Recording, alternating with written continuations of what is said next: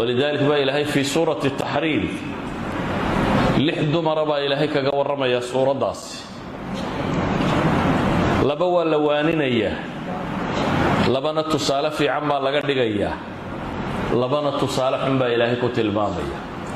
لبوا لوانين إياه عائشة يا حفصة والنبي وغبي عليه الصلاة والسلام عمر يا أبي بكر ندلين أيا للي هدا حماها السميسان قوليسين ميسان ولو حاسسك النبي تهين ولو أنا أبي بكر يا أنا عمر تهين أنا عمرنا وحكوه لميسيد أنا أبي بكرنا وحكوه لميسيد هدا تك ديدو صحة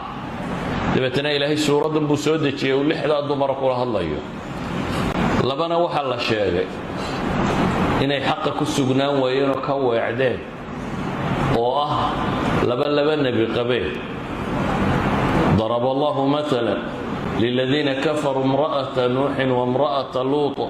كانتا تحت عبدين من عبادنا صالحين فخانتاهما فلم يغنيا عنهما من الله شيئا وقيل ادخلا النار مع الداخلين. إلهي سبحانه وتعالى وحلي وحط صالة ليدين كدقيا لبدي هوانها اي قبين لبدا النبي نبي نوح يا نبي لوط دبتنا جدكي نبي لوط يا جدكي نبي نوح بيكوي عدين انت هوكتي يا اهل النار كابي كبير با الهي لي ولو النبي قبين مر هداي حق الديدان ودينت السدبا uga weecdaan waxba nabinimadu caawin mayso ومن يشرك بالله فكأنما خر من السماء عاون ميسو بنك كله إلهي سبحانه وتعالى لبد مرو خير قبو التلمامية وأن يجا النبي دالين نبي نقب لكن يجو نقضي دات خير قبا ويجو مدينة النبي دشي مدينة النبي كريسي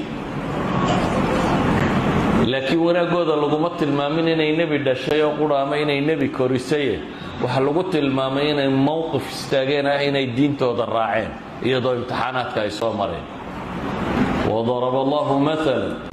للذين آمنوا امرأة فرعون إلهي وحكرته صالح لكسين يا رب الله سبحانه وتعالى امرأة فرعون فرعون هوين يديسي فرعون ومن أعتى أعداء الله فرعون ومن أكبر الطغاة إنه طغى أي إلهي كسفي فرعون وبغركي أمري قبائل داننا نرقل فرعون وننكبري وإنتو أركوا صعدا في ميل والبا ضدك أشيرتين إلهي هي إنه ربي تأخذ بدايي له أنا ربكم الأعلى ربي إنك الريانة ضدك هو صار نافي حاشية ديسي حاشية هو وزير ذي أنتم كل دويو مضحضة أيكم يري ما علمت لكم من إله غيري وملائكو كتل ماما يا عمد الإسكاليين يا شعبويني ملائي بوحلي ما علمت لكم من إله غيري إله أنا أدري هاي ندين قرن مايو ninka halka taagan ay haweeneedina u badheedhay ka hortimaado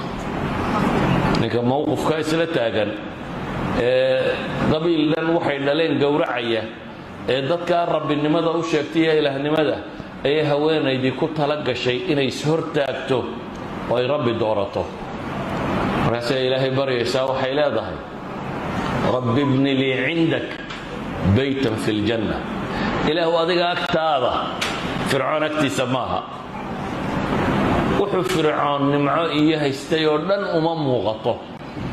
فرعون أليس لي ملك مصر وهذه الأنهار تجري من تحتي أفلا تبصرون ورميدا نركي إننا نقول يا هي ملك مصر بغرطو يدي أردن وحق السوري النمعان هستم يدا نركي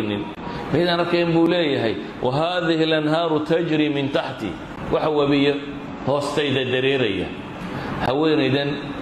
لغما قلدين inay qasri ku nooshay laguma qaldin boqor inuu qabo may qaldin in webiyaal hoosteeda dareerayaan laakiin waxaasoo dhan waxay ka dooratay ilaahay jaarnimadiisa ay mufasiriintu yidhaahdaan intaanay guriga sheegin jaarkay sheegtay rabbi ibni lii cindaka baytan fi ljanna ilaahow agtaada guri iga sii bay leedahay jannada haweenaydaa ilaahay subxaana wa tacaala iyadoo nebi ahayn ayaa ilaahay kitaabkiisa qur-aana ku xusay oo ku tilmaamay mowqifkeedii iyo siay diinta ugu sugnaatay haweenay labaad baa ilaahay qur-aanka ku sugayaayo kuwan ka mida waa imra'a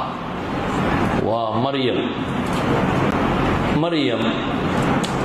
qur-aanku sida badan ilaahay subxaana wa tacaala markuu dadka ka warramayo ambiyada mooyaane waxay yidhaahdaan magacyada badane kale ma sheego maalan nebi moxamed calayhi salaatu wasalaam dhowr jeer buu qur-aanka magaciisa ku qoray wixii saxaabo nebiga la noolaayoo dhanna zayd oo qura ilaahay ka magac dhabay wixii qabaa'il carbeed ee meesha deganaa oo dhan quraysh qura ilaahay mar qura magac dhabay liilaafi qurayshin ilaafihim qurayshoo dhowr iyo 20 sannadood ay nebi moxamed ishayeen calayhi salaatu wasalaam haddana mar qura magacooda qur-aanku tilmaama qur-aanku asmaada inta badan ma qiimeeya wuxuu tilmaamaa maxay afcaasha sidii kii waxaan sameeyey gabadha caynka yeeshay kii caynka yeeshay maryamin waa gabadha keliya qur-aanku magaceeda tilmaamay tilmaam qura maahae dhowr iyo 20 jeer mararka qaarkood culimmada qaar ay yidhaahdaan 30 baar may ka tallaabaysaa magaceeda ilaahay si cad u tilmaamay maryama ilaahay magaceeda waa ku celceliyey qur'aan la akhriya ilaahay magaceeda ka yeelay qur'aan ilaahay lagu caabudo inay noqoto maryama ilaahay wuxuu ku sifaynaya subxaana wa tacaala inay ahayd gabadh saalixada oo dhowrsoon waxaa ilaahay ku sifaynaya dhowrsanideedaasi iyo cibaadadeedaasi karaamaadkeeda ilaahay qur-aanka ku tilmaamay waa gabadha iyadoo masaajidka iska joogta xagga rabbi cunno looga keeni jiray ilaa nebigii hayee zakariya uu weydiiyo waxaan xagga kaaga yimaadaa ay tidhaahda in allaha yarsuqu man yashaau ilaahay baa cidduu doona arsaaqa ay ugu jawaabaysay hunaalika dacaa zakariya rabba baa ilaah yidhi halkaa markii uu zakariya arkay haweenaydan iyo waxa karaamo ka dhacday buu ilaahay subxaana wa tacaala baryey haweenaydani waa haweenayda ilaahay ilma siiyey iyadoo ninba arag waa nooc min alimtixaan dhan marka laga eegana waa nicma waa imtixaan gabadh cibaado ku caanbaxday oo masaajid joogta maruun la arko iyadoo calooshu buuranta oo uur leh imtixaankaasaa ku dhaco dad oo dhammi ceebaynayaan markaasoo la leeyahay waxa kanaad wadataa waa maxay ilaahi subxaana wa tacaala laakiin iyana qur-aanku ku magac dhabay kuna tilmaamay allatii axsanat farjaha inay tahay tii dhowrsanaatay cafiifadda noqotay idan waxa aan tilmaamayn oo dhammi waa dad la imtixaamay dadna imtixaanka waa ku guulaysteen dadna waa ku guuldaraysteen haweenkaasi afarta ayaanu sheegnay labana waa guuldaraysteen labana waa guulaysteen